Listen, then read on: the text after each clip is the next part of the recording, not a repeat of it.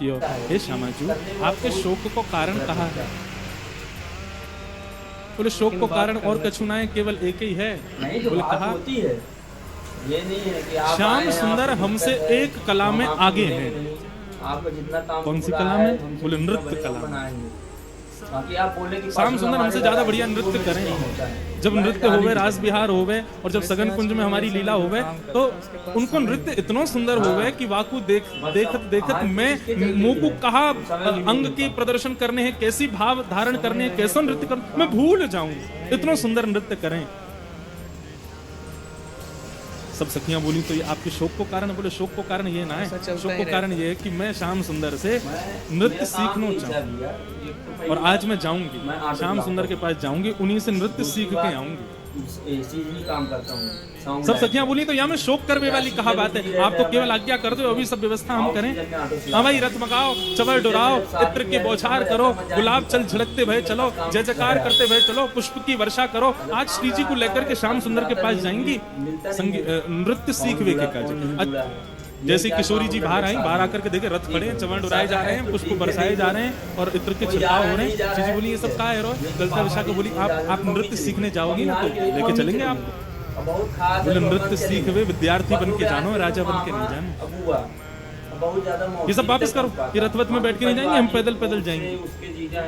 ललिता विशाखा बोली जो आ गया, रथवत वापस कर दिया, सब सखियां तैयार हो गई, चलो श्री जी। बोले नृत्य सीखवे जा रहे हैं, वहां पे उनको परखवे नहीं जा रहे हैं कि वो कैसा नृत्य करें। तुम लोग नहीं जाओगे, तुम यहीं बैठो, हम अकेले ही जाएंगे।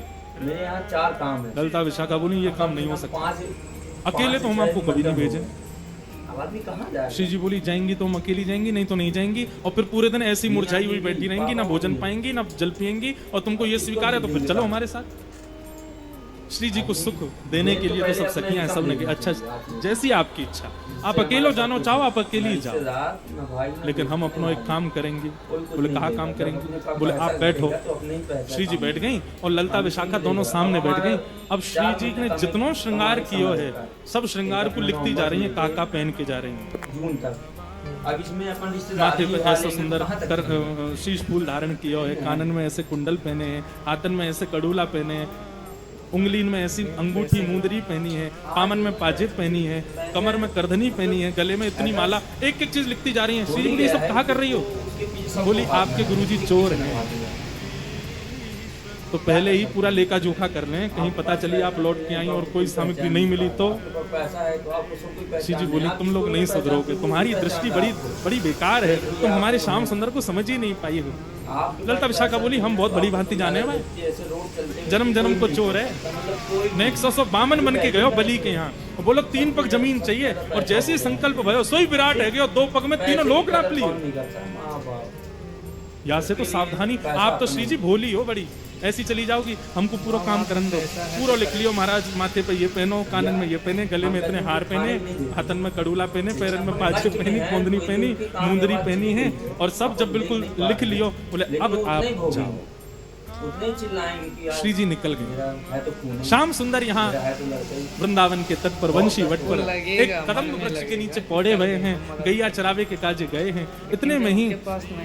लेकिन जैसे ही श्री जी सन्मुख आई तो श्री जी के मुखमंडल पर सूर्य के प्रकाश के कारण श्री जी के मुख से एक तेज उत्पन्न होके वो श्याम सुंदर के ऊपर पड़ने लगा, और श्याम सुंदर को ऐसे ऐसे चौंधा जैसा आने लगा। बोले अरे ये कहा है? जैसे थोड़ी से अपने हाथ ऊपर करके देखे तो देखे साक्षात वृषभानु नंदिनी श्री श्री किशोरी जी पधार रही हैं। अब तो महाराज जैसी देखे किशोरी जी आई हैं, लाला तो बड़े प्रसन्न है, बोले जय हो, आज तो हमारे भाग्य उठ गए, साक्षात वृषभानु जी नंदिनी पधारी हैं, चरणन में प्रणाम कियो। बोले जय हो श्री जी पधारो। श्री राधा मुख चंद्र चको जय जय देव। ठाकुर जी बोले श्री जी अपने बच्चों को रहेगा, आप कैसे पधारी आज, वो पे कृपा कैसे भई? अनादर को रहेगा। बोले हम आपसे नृत्य सीखने आई हैं। बोले अच्छा हमसे नृत्य सीखने आई हो आज? बोले हाँ, आप हमको नृत्य करना सिखाओ। क्या बताएं? अरे श्यामाजू कोई कमी थोड़ी, आप तो इतना बढ़िया नृत्य करो, फिर हमसे सीखवे काहे को आई हो? बोले नहीं, आप जैसा नृत्य करो, ब्रजभाषा समझ आ रही है ना, मोए आप जैसा नृत्य करना है। ठाकुर जी बोले 3 बातन को ध्यान रखियो।